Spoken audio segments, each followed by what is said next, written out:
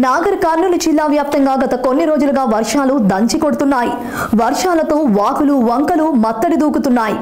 ఈ మేరకు వెల్దండ మండలం బైరాపూర్ సమీపంలోని వాగు పొంగి పొర్లిపోతుంది. రహదారిపై వాగు వరద ప్రవాహం ఉధృతి పెరగడంతో పలు గ్రామాలకు రాకపోకలు నిలిచిపోయాయి. దీంతో ప్రయాణికులు రైతులు తీవ్ర ఇబ్బందులు ఎదుర్కొంటున్నారు. గత 10 సంవత్సరాల నుండి ప్రభుత్వాలకు ఎన్నిసార్లు మొరపెట్టుకున్నా బ్రిడ్జి నిర్మించడం లేదని గ్రామస్తులు మండిపడ్డారు. ఇదే విషయాన్ని మేము గత 10 సంవత్సరాల కింద గత ప్రభుత్వానికి తెలియజేయడం జరిగింది.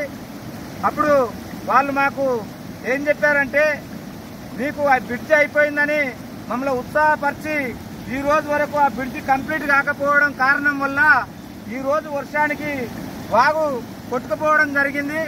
ఇక్కడ మా పిల్లలు స్కూళ్ళకు కానీ కాలేజీలకు కానీ అదేవిధంగా మాకు హాస్పిటళ్ళకు కానీ వెళ్ళాలంటే ఎటువంటి రహదారి లేకపోవడంతో మేము గ్రామస్తులు ఇబ్బంది పడుతున్నాము.